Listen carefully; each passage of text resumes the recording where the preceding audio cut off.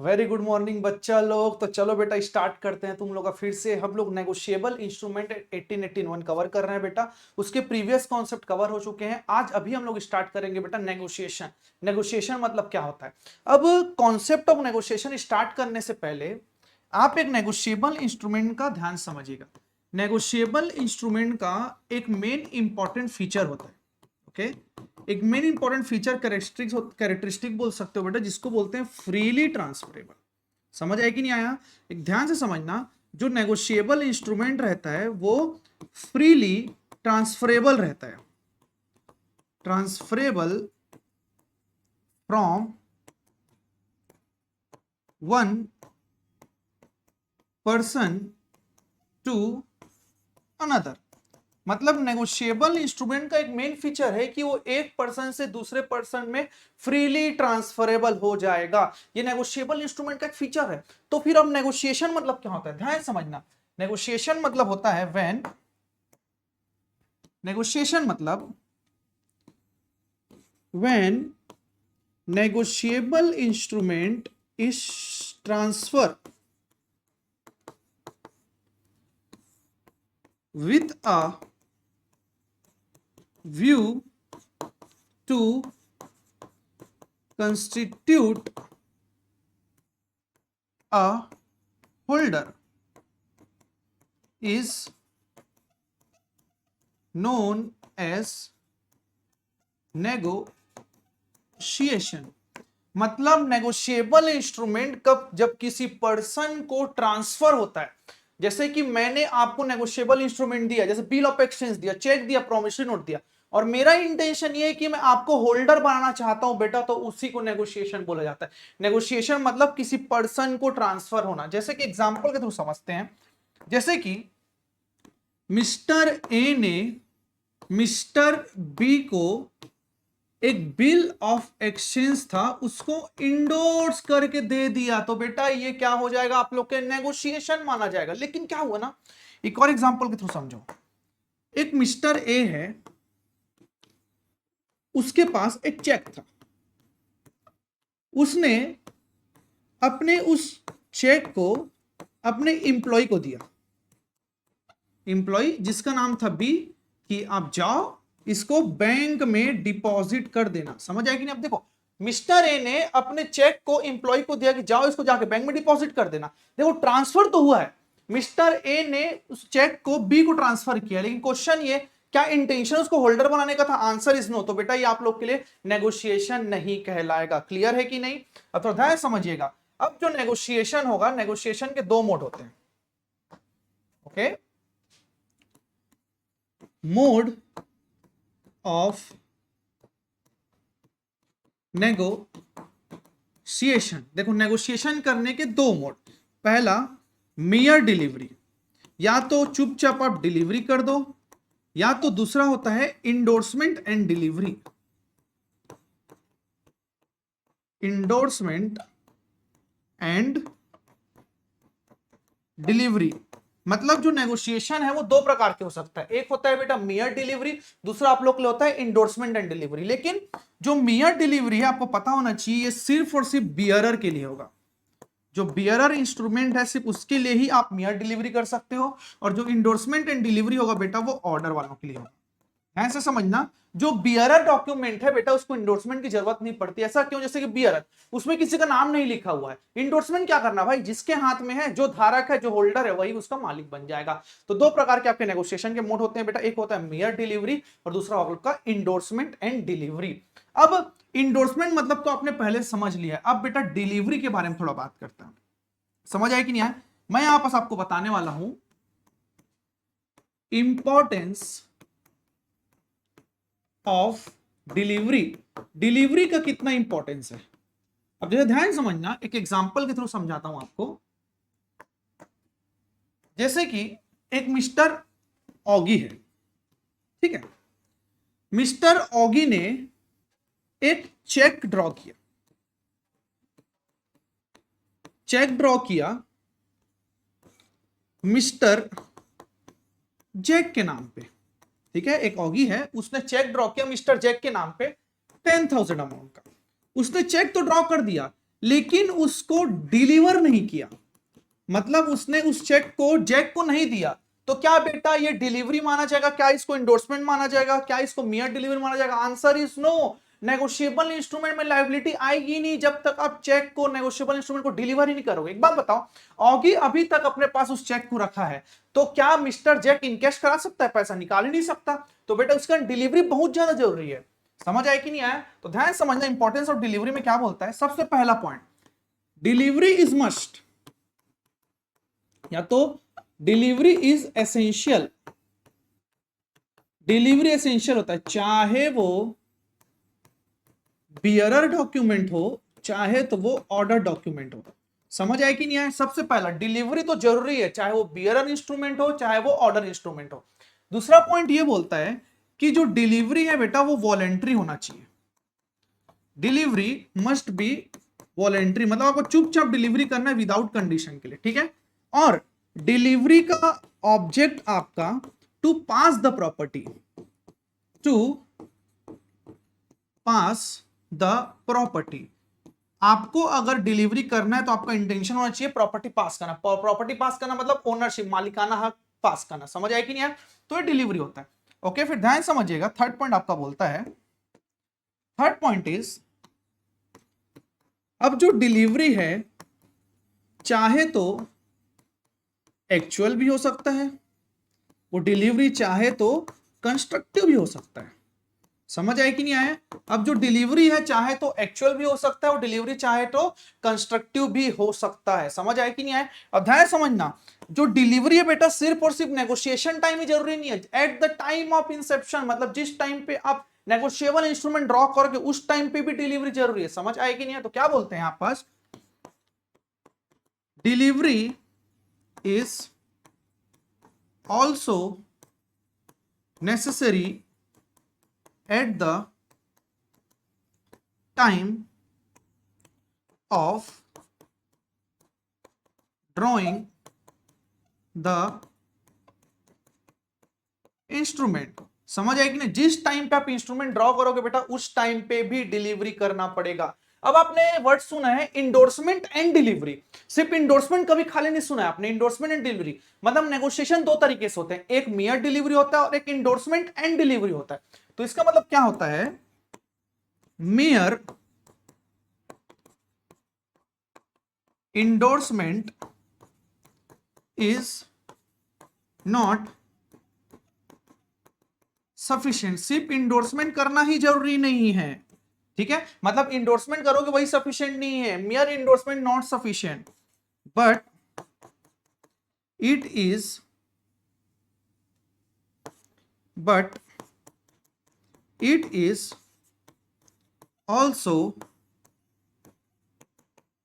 required to deliver। Deliver तो करना पड़ेगा भैया। तो ये सब इंपॉर्टेंस है, मतलब इतना समझ लो बेटा कि डिलीवरी करना जरूरी है। अगर आप डिलीवरी नहीं करते तो लफड़ा हो सकता है। समझ आए कि नहीं? तो इंडोर्समेंट एंड डिलीवरी जरूरी होता है। ये सब चीज आप लोगों ने समझा। तो चलो कुछ एग्जांपल के थ्रू समझाता हूं तुम लोग को। जैसे कि एक एग्जांपल,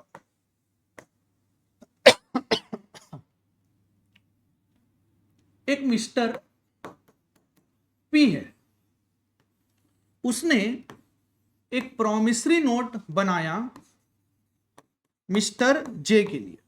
देखो मिस्टर पी ने एक प्रॉमिसरी नोट बनाया मिस्टर जे के लिए। अब मिस्टर पी को रिक्वायर्ड था सेंड करने के लिए, भाई देना तो पड़ेगा थ्रू पोस्ट, पोस्ट में देना था, दूर थे तो।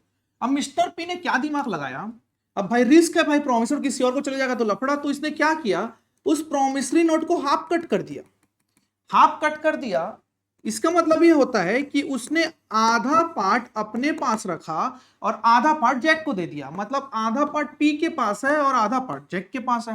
अब ध्यान समझना, मतलब आधा प्रॉमिसरी नोट को अलग अलग हाफ कर दिया भाई, एक को मिस्टर जे को दे दिया और एक मिस्टर पी अपने पास ही रखा है। अब केस, अब मिस्टर पी का क्या हुआ, मूड हो गया चेंज, नहीं यार मेरे को प्रॉमिसरी नोट नहीं देना, मैं पैसा दूंगा, तो वापस मांगना चाह रहा है प्रॉमिसरी नोट को। और मिस्टर जे बोलता है कि मुझे बाकी अदर हाफ चाहिए। समझ आए कि नहीं आए? मिस्टर जे बोलता है कि मुझे अदर हाफ चाहिए जो डिलीवर नहीं हुआ है। मिस्टर पी बोलता है कि जो मैंने हाफ डिलीवर किया वो मुझे चाहिए। अब दोनों हाफ हाफ डिलीवर मांगते हैं, तो इस केस में क्या होता है समझना, इस केस में डिलीवरी नहीं मानी जाएगी, क्योंकि डिलीवरी पूरा करना पड़ता है। आधा डिलीवर क्या करना था, मैं नोट को आपको आधा दे दूं, चला लोगे? नहीं चला सकते ना। तो इस केस में मिस्टर पी जो बाकी हाफ जो डिलीवर कर चुका है बेटा उसको डिमांड कर सकता है। समझ आया कि ना? ये होता है बेटा आप लोग के लिए डिलीवरी के लिए इंपॉर्टेंस। गॉट इट और नॉट, ये बहुत इंपॉर्टेंट है आप लोग के लिए। ठीक, चलो आगे बढ़ते हैं। अब इसके बाद तीन इंपॉर्टेंट सेक्शन है जिसको आपको कंक्लूड करना पड़ेगा। ठीक है, मैं तीन इंपॉर्टेंट सेक्शन बता रहा हूं आपको, इंपॉर्टेंट सेक्शन जो डिसऑनर पे बेस्ड है। एक सेक्शन है बेटा सेक्शन 138, सेक्शन 139 और एक सेक्शन है आप लोग का 140। मतलब तीन सेक्शन है आप लोग के, सेक्शन 138, 139 और आप लोग का सेक्शन 140। अब देखो सेक्शन 138 बोलता क्या है? सेक्शन 138 बोलता है डिस ऑनर ऑफ चेक। मतलब अगर चेक डिसऑनर होगा तो क्या होने वाला है? सेक्शन 139 क्या बोलता है? Presumption in favour of holder. जो सेक्शन 139 है वो प्रिजम्पशन ऑफ होल्डर के बारे में बताता है। क्लियर है कि नहीं? फिर उसके बाद आता है आप लोग का सेक्शन 140, और जो सेक्शन 140 बोलता है नो डिफेंस। जो ड्रॉअर है उसके लिए कोई डिफेंस नहीं होगा, ये उस सेक्शन में बताया जाएगा। तो तीन सेक्शन है बेटा, इंपॉर्टेंट है, इसको आप लोग को अच्छे से डील करना पड़ेगा। तो हम शुरू से स्टार्ट करते हैं आप लोग के सेक्शन 138 पे। क्लियर समझना कि सेक्शन 138 एक्चुअल में बोलता क्या है। सेक्शन 138 का बात करेगा बेटा dishonour of cheque due to insufficiency of balance और एक्सेट्रा, और कुछ और भी चीज हो सकता है। अब ध्यान समझना, इसका मतलब क्या होता है कि अगर किसी पर्सन ने चेक को ड्रॉ किया, ठीक है, मैंने आपको चेक दिया, ठीक है, जैसे कि मैंने आपको एक चेक ड्रॉ करके दिया, अब चेक हो जाता है डिसऑनर। डिसऑनर होने का मतलब है कि मेरे अकाउंट में पैसा नहीं है, तो भाई जो होल्डर है उसके पास क्या क्या राइट्स होंगे वो सेक्शन 138 बोलता है। समझ एक ने, राइट्स होगा और क्या क्या पेनाल्टी होने वाला है वो सेक्शन 138 प्रिस्क्राइब करेगा। तो ध्यान समझिएगा सेक्शन 138 क्या बोलता है। Where any cheque is drawn on account maintained with the bank. मतलब चेक ड्रॉ होता है बेटा कि वो उसमें जिसमें मैं अकाउंट मेंटेन करता हूं, ठीक है, purpose for the payment of debt. किस पर्पस के लिए? पेमेंट ऑफ द डेट या तो डिस्चार्ज ऑफ लाइबिलिटी के लिए। समझ आया कि नहीं आया? To any other person, to any other person, मतलब किसी और पर्सन के लिए मैं ड्रॉ कर रहा हूं, ठीक है, for discharge of liability in part और होल। देखो ध्यान समझना, पास क्या बोलता है, जब कोई पर्सन चेक को ड्रॉ करता है बेटा उस अकाउंट से जो बैंक में मेंटेन है, किस पर्पस के लिए? पेमेंट ऑफ द डेब्ट के लिए, किसी और पर्सन को, चाहे वो डिस्चार्ज पार्ट में भी कर सकता है चाहे वो होल में कर सकता है। और वो जो चेक है, ध्यान समझना, अब वो चेक वापस आ जाता है, इज रिटर्न अनपेड। चेक जो है वापस आ जाता है भाई, बैंक ने वापस कर दिया। कारण either for the reason of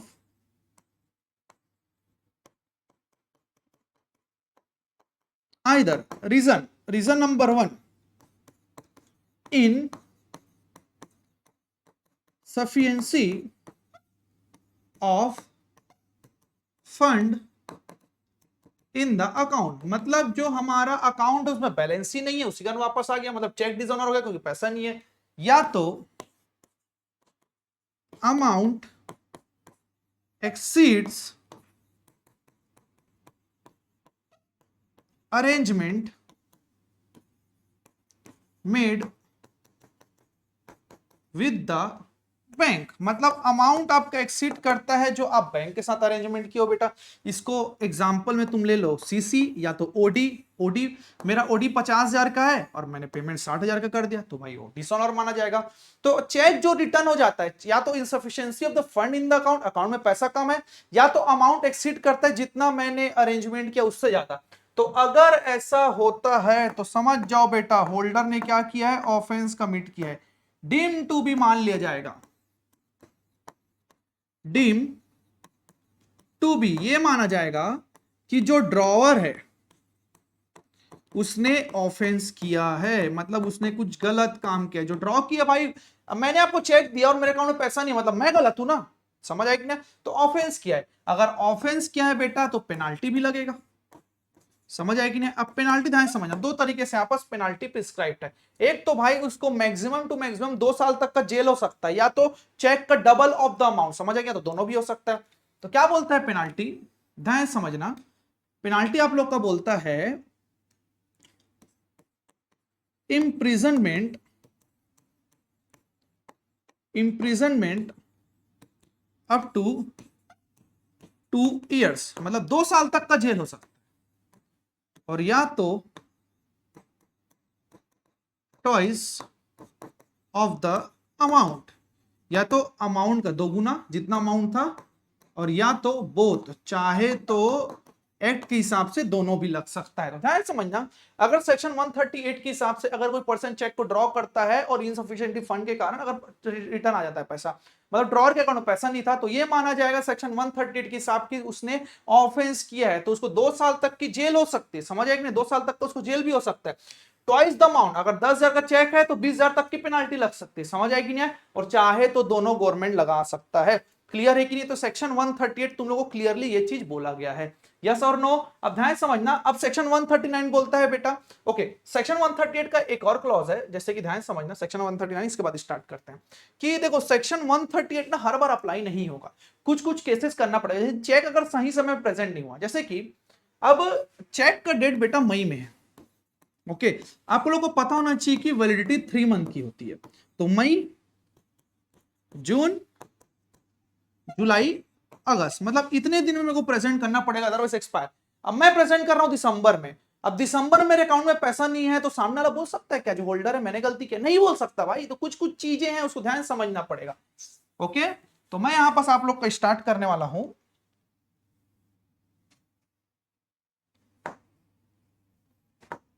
यहां पास हम लोग समझते हैं बेटा, व्हेन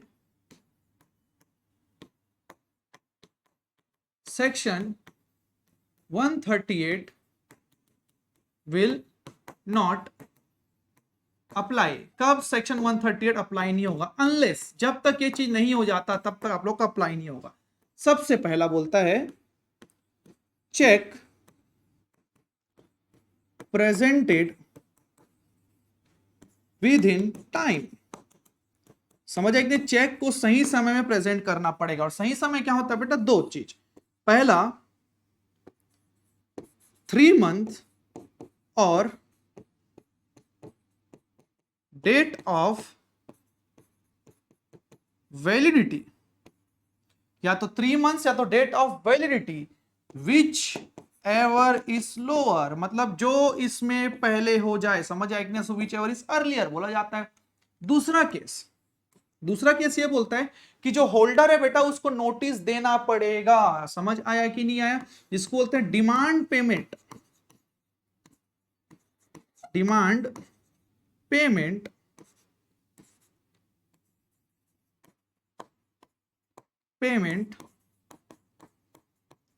थ्रू नोटिस। अब इसका मतलब समझो क्या होता है ना, अब चेक तो डिसऑनर हो गया, ठीक है, लेकिन डिसऑनर होगा तो भाई मेरे को बताना तो पड़ेगा ना, तो मेरे को जिस दिन पता चला कि चेक डिसऑनर हो गया, उसके 30 दिन के अंदर, विद इन 30 डे मेरे को जो ड्रॉवर है उसको डिमांड करना पड़ेगा पेमेंट। अब देखो एक बार ना चेक डिसऑनर हो गया तो मैं तुरंत केस फाइल नहीं कर सकता सेक्शन 130 में, उसको जेल में डाल सकता। पहले उसको मैं 30 दिन के अंदर नोटिस दूंगा कि भाई तेरा चेक भी ड्रॉ हो गया है, डिसऑनर हो चुका है, चल मेरे को नया पैसा दे, नया चेक दे, मेरे को पैसा तुरंत चाहिए। और साथ ही साथ जो ड्रॉवर है वो फेल हो जाता है पेमेंट में, ड्रॉवर फेलियर ऑफ पेमेंट, अगर ड्रॉ फेल हो जाता है बेटा पेमेंट करने में within 15 days from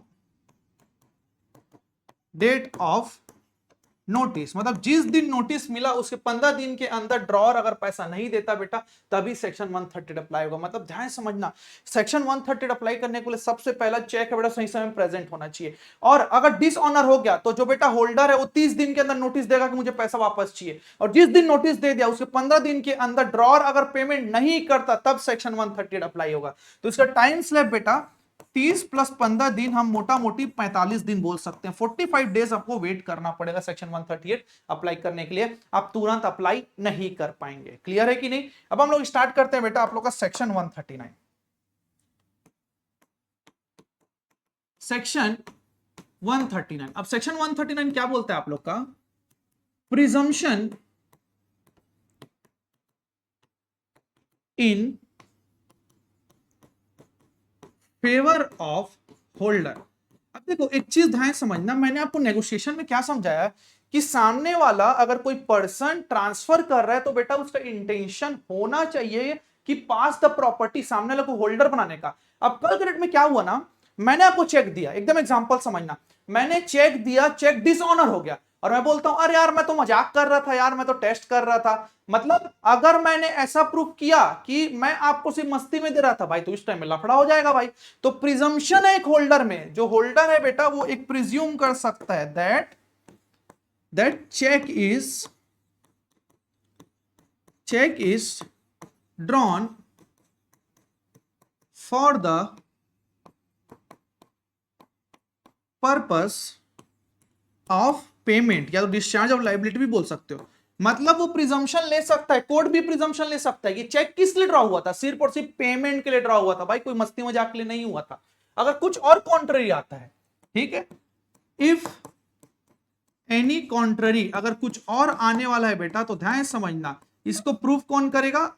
okay पहले इफ एनी कॉन्ट्ररी, अगर कोई कॉन्ट्ररी, इसके छोड़ कुछ और प्रूफ करना है बेटा, ये जो उसके एविडेंशियल जो प्रूफ रहेगा, या तो एविडेंशियल जो बर्डन रहेगा वो रहेगा आप लोग के एक्यूज्ड में, जो पार्टी दोषी ठहराना चाहती है, समझ आए कि नहीं, उसके ऊपर बर्डन रहेगा इसको प्रूफ करने के लिए। तो प्रिजम्पशन होता है सेक्शन 139 का। अब सेक्शन 140 आपका क्या बोलता है?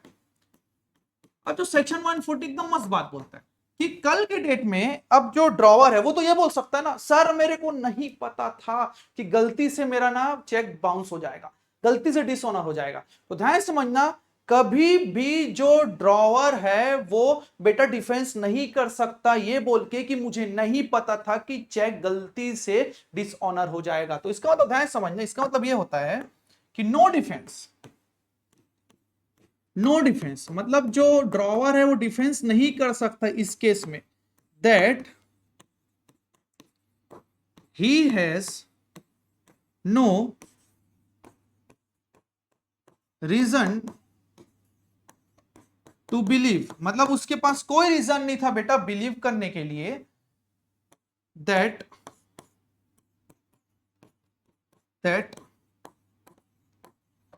चेक इज, या तो cheque is to be dishonour, cheque is to be dishonour. इसका मतलब बोलने का ये है कि कल के डेट में ना जो ड्रॉवर है ना बेटा ये बोल के डिफेंस नहीं कर सकता कि मुझे नहीं पता था कि चेक जो है वो डिसऑनर हो जाएगा। भाई अगर तेरे को पता ही रहता तो सब चीज ठीक नहीं हो जाता। तो बेटा डिफेंस इस बात को लेके वो डिफेंस नहीं कर पाएगा। क्लियर है कि नहीं? अब सेक्शन 139, 138, 139, 140 खत्म होता है। अब हम स्टार्ट करते हैं बेटा आप लोग का presentment of instrument. Presentment of instrument, अब एकदम ध्यान से समझना, प्रेजेंटमेंट ऑफ इंस्ट्रूमेंट ये होता है बेटा कि आपको इंस्ट्रूमेंट को प्रेजेंट करना पड़ेगा। जैसे कि मैंने बिल ऑफ एक्सचेंज ड्रॉ किया और अगर मैंने आपको नहीं दिया और तब आप कैसे एक्सेप्ट करके दोगे। अब जैसे कि प्रोमिसरी नोट, जिसके पास भाई प्रोमिसरी नोट है, जब ड्यू डेट आएगा उसको भाई जाके प्रेजेंट करेगा ना। अब जैसे कि इंडोर्समेंट की कहानी समझाता हूं। मिस्टर ए ने एक बिल ऑफ एक्सचेंज ड्रॉ किया बी के ऊपर, ठीक है। अब बी तो एक्सेप्ट करके इसको वापस कर देगा, तो अभी फिलहाल के लिए ये होल्डर है, ठीक है। बी को पता है कि ए होल्डर है, लेकिन ए ने इसको इंडोर्स कर दिया, समझो सी को, सी ने इंडोर्स कर दिया डी को, डी ने इंडोर्स कर दिया ई को। अब मिस्टर बी को ये थोड़ी पता कि ड्यू डेट में किसको पैसा देना है भाई, तो जो बिल को प्रेजेंट करेगा पेमेंट के लिए उसी को तो पैसा देगा ना बी। तो ध्यान समझना, तो प्रेजेंटमेंट ऑफ द इंस्ट्रूमेंट बेटा जरूरी होता है। क्लियर है कि नहीं। अब कुछ कुछ केस समझाता हूं। अगर आप लोग का प्रेजेंटमेंट है, प्रेजेंटमेंट अगर आफ्टर ड्यू डेट है, या तो बोल लो बेटा जो प्रेजेंटमेंट है वो आफ्टर डेट है, डेट के बाद है, मतलब कुछ तारीख के बाद अगर है, तो उस केस में बेटा आप लोग को मैच्योरिटी में पेमेंट करना पड़ेगा, या तो मैच्योरिटी में आप लोग को प्रेजेंट करना पड़ेगा। समझ आए कि नहीं आए। और या तो ध्यान समझना, अभी अगर आफ्टर डेट हो गया और अगर आप लोग का इंस्टॉलमेंट है, पेमेंट अगर आप लोग का इंस्टॉलमेंट में अगर हो रहा है, तो उस केस में बेटा third day, on third day of maturity, जिस दिन मैच्योरिटी होगा बेटा उसके तीसरे दिन आप लोग को प्रेजेंट करना पड़ेगा, ठीक है। या तो मैच्योरिटी बोल लो या तो डेट फिक्स्ड बोल लो। समझ आया कि नहीं आया। फिर तीसरा ये बोलता है कि अगर कोई स्पेसिफाइड प्लेस है, अगर कोई स्पेसिफाइड प्लेस है प्रेजेंटमेंट के लिए, तो ओनली ऑन दैट प्लेस, उसी प्लेस में आपको प्रेजेंट करना पड़ेगा, उसे छोड़ कहीं नहीं कर सकते। समझ आए कि नहीं आए। और ध्यान समझिएगा, अगर आपको प्रिंसिपल प्लेस ऑफ बिजनेस में अगर प्रेजेंट करना है, तो ऑन बिजनेस डे और on business day and on business hour में, मतलब आपको बिजनेस डे और बिजनेस आवर में प्रेजेंट कर। ऐसा नहीं है ना कि रात के तुम 2 बजे जा रहे हो प्रेजेंट करने के लिए, तो बेटा वो चीज काम नहीं आएगा। क्लियर है कि नहीं। और अगर कोई स्पेसिफाइड जगह नहीं है तो बेटा पीओबी, मतलब प्रिंसिपल प्लेस ऑफ बिजनेस। और ध्यान समझना, अगर no principal place of business और रेसिडेंट, मतलब उसके पास ना तो दुकान है ना तो उसके पास कोई फिक्स्ड प्लेस है, तो उस केस में where he can be found, जहां मिल जाए वहां चुपचाप आप लोग को प्रेजेंट करवाना पड़ेगा। तो ये बेटा आप लोग के लिए होता है रूल्स फॉर द प्रेजेंटमेंट, मतलब प्रेजेंटमेंट कब कब जरूरी होता है, मतलब हर बार तो जरूरी होता है, लेकिन कब कब कैसे कैसे प्रेजेंट करोगे बेटा लिस्ट है ये एक, मतलब ये समझो शॉर्ट में नट सेल यही होता है। क्लियर है। अब ध्यान समझना, कब कब प्रेजेंटमेंट जरूरी नहीं होता। When presentment is not necessary, मतलब प्रेजेंटमेंट कब कब जरूरी नहीं होता। जैसे ध्यान समझना, मैं तो प्रेजेंट करना चाह रहा हूं लेकिन ड्रॉअर यार मना कर रहा है। जैसे कि मैं बोलता हूं भैया मेरे को प्रेजेंट करना, नहीं नहीं नहीं नहीं मैं मनाली घूमने चलेगा, मत आओ। मनाली से आया, फिर मैं बोलता हूं नहीं नहीं नहीं मत आओ आज मेरा शॉप क्लोज है, फिर बोलते नहीं नहीं ये मर गया। मतलब वो जानबूझ के प्रिवेंट कर रहे हैं कि भाई वो प्रेजेंट करने आएगा तो मेरे को पैसा देना पड़ जाएगा, तो ये अलग तकलीफ है। समझ आए कि नहीं आए। प्रिंसिपल प्लेस ऑफ बिजनेस में मेरे को प्रेजेंट करना था, अब हुआ ये कि मैं प्रिंसिपल प्लेस ऑफ बिजनेस में प्रेजेंट तो करना चाहता हूं, लेकिन बिजनेस और बिजनेस डे में बंद है। जैसे सोमवार, मंडे कोई भाई छुट्टी उट्टी नहीं रहता, वो मतलब ऑफिशियल छुट्टी भी नहीं रहता, तो मंडे को मैं 11 बजे गया भाई, बिजनेस आवर्स है, दुकान बंद था, तो मैं अब उसके बाद मैं प्रेजेंट नहीं करूंगा। समझ आए कि नहीं। और या तो कोई स्पेसिफाइड प्लेस था भाई, वहां वो मिला नहीं। समझ आए कि नहीं। और कोई भी अगर स्पेसिफाइड प्लेस नहीं है तो मैं पेयर को ढूंढ लिया भाई, मिल ही नहीं रहा है वो, मैं बहुत ढूंढ लिया उसको फिर भी नहीं मिल रहा, तो ये सब केस में आपको प्रेजेंट नहीं करना पड़ेगा। तो ध्यान समझना, केस नंबर 1 आप लोग को समझाता हूं। When party intentionally prevent presentment, मतलब जो पार्टी है बेटा जानबूझ के प्रेजेंटमेंट को रोक रहा है कि हम प्रेजेंटमेंट नहीं चाहते। दूसरा, इन केस ऑफ पीओबी, अगर प्रिंसिपल प्लेस ऑफ बिजनेस में करना है, ठीक है, POB principal place of business is closed in business day and on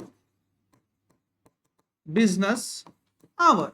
समझ आए कि नहीं आए? बिजनेस डे में, बिजनेस आवर में अगर मेरा प्रिंसिपल प्लेस ऑफ बिजनेस बंद था बेटा, तो मैं प्रेजेंटमेंट नहीं करूंगा। समझ आया कि नहीं आया? और अगर कोई स्पेसिफाइड नहीं है, नो स्पेसिफाइड प्लेस, तो इस केस में pair not found with due search, मैंने बहुत ढूंढा, जो मेरे को पैसा देने वाला वो नहीं मिल पाया, तो बेटा इस सब केस में मेरे को प्रेजेंटमेंट नहीं लगेगा। कल की डेट में ना ये सब चीज केस होता है ना, तो जो पेयर है ना वो नहीं बोल सकता कि भाई आप मेरे पास बिल लेके नहीं आए, भाई मैं ला रहा था तू मिले तब तो, तू भाई मिल नहीं रहा, तेरे बिजनेस में गया था, बिजनेस बंद है भाई वर्किंग डेज में, तो ये सब चीज में प्रेजेंटमेंट आप लोग का जरूरी नहीं होगा। समझ आए कि नहीं? केस भी क्या बोलता है, ध्यान समझना, case be notwithstanding of non presentment. अब देखो, जो नॉन प्रेजेंटमेंट हुआ उससे कोई मतलब नहीं है, जो ड्रॉवर है खुद बोलता है, जो ड्रॉवर है ना उसने पेमेंट कर दिया, ड्रॉवर नहीं, यहां पर बोलता हूं मैं pair, pair has made payment, मतलब पेयर ने पैसा दे दिया। अब जो ध्यान समझना, अब हुआ क्या ना, मैं जिससे चेक लिया था ना, मतलब चेक नहीं, एक ना बिल ऑफ एक्सचेंज और प्रॉमिस नोट लिया था, समझ आया कि नहीं? मेरे को जाके प्रेजेंट करना था। अब हुआ क्या, बिना प्रेजेंट के ही ना उसने पैसा दे दिया, मेरे को जानता है, तो मेरे को पैसा दे दिया, तो क्या मेरे को प्रेजेंट करना पड़ेगा? Answer is no. अब जैसे कि अब मैंने ना उसको प्रेजेंट नहीं किया, लेकिन पैसा दिया, बोलता है ठीक है भाई तू मेरा आदमी है, तू प्रेजेंट नहीं किया ना, मैं तेरे प्रॉमिस करता हूं मैं 2-3 दिन में दे दूंगा। तो सेकंड केस बोलता है प्रॉमिस टू पे, अगर उसने बोल दिया कि मैं आपको पेमेंट कर दूंगा, तो या तो जो होल्डर है, मतलब मैं होल्डर हूं चेक में, प्रॉमिस में छोड़ना यार, नहीं दे रहे हैं तो बाद में देखेंगे, ठीक है, वो मेरा दोस्त है बाद में देगा, मतलब उसने अगर अपने राइट्स को वेव कर दिया, वेव्स हिज राइट, तो ये 3 केस होता है बेटा, अगर प्रेजेंटमेंट नहीं होता, अगर प्रेजेंटमेंट नहीं हो रहा है, फिर पेयर ने पैसा दे दिया, या तो प्रॉमिस कर दिया कि मैं दे दूंगा, या तो अपने अधिकार को छोड़ता है होल्डर, तो इस केस में नॉन प्रेजेंटमेंट हो या ना हो बेटा, इस केस में प्रेजेंटमेंट आप लोग के लिए जरूरी नहीं होता। और लास्ट थिंग इज, ध्यान समझना, जब ड्रॉवर, ध्यान समझना, इस केस में नो डैमेज सफर, इसका मतलब यह होता है बेटा कि पार्टी को कोई भी डैमेज नहीं हुआ है, तो इस केस में अगर पार्टी को कोई भी डैमेज नहीं हुआ है तो बेटे इसमें प्रेजेंट में जरूरी नहीं है। जैसे क्या हुआ, मैंने आपको प्रॉमिसरी नोट दिया था कि मैं आपको 90 दिन में पेमेंट करूंगा, लेकिन मैं बस पैसा आ गया ना, आपने प्रेजेंटमेंट नहीं किया, उसके बावजूद भी मैंने 5 दिन में आपको पैसा दे दिया, तो किसी कुछ डैमेज हुआ क्या? किसी को कोई भी नुकसान नहीं हुआ है बेटा, तो इस केस में प्रेजेंटमेंट जरूरी नहीं होता। क्लियर है कि नहीं? अब ध्यान समझना, अब एक्ट के हिसाब से कंपनसेशन की बात करते हैं, मगर जब मतलब जैसे कि मैंने आपको पैसा नहीं दिया सही समय, तो क्या होगा? तो बेटा यहां पर स्टार्ट करता हूं आप लोग के लिए, rules for compensation, rules for compensation एकदम इजी है, 4 पॉइंट है इसके, आप लोग को याद होने चाहिए। देखो पहला क्या बोलता है कि जैसे कि आपने मेरे को पैसा नहीं दिया तो मैं आपके ऊपर केस फाइल करूंगा, तो कंपनसेशन के साथ साथ बेटा मुझे ना सूट चार्जेस भी पे करना पड़ेगा। समझ आया कि नहीं आया? मतलब कंपनसेशन के रूप में सूट चार्जेस भी अवेल कर सकते हैं। और अगर फॉरेन ट्रांजैक्शन है, जिसको बोलता जाता है बेटा फॉरेक्स, तो उस केस में करेंट रेट का जो डिफरेंस है उसको भी पे करना पड़ेगा। यस और नो? फॉरेक्स का है तो करेंट रेट का डिफरेंस भी पे करना पड़ेगा। तीसरा बोलता है बेटा interest, interest at the rate 18% per annum, 18% per annum के रेट से ब्याज देना पड़ेगा। क्लियर है कि नहीं? और थर्ड केस ये बोलता है कि अगर आप डिसऑनर करते हो तो चाहे तो नया बिल भी ड्रॉ कर सकते हो। समझ आया कि नहीं आया? इसमें बोलते हैं पेयर में draw new bill for compensation.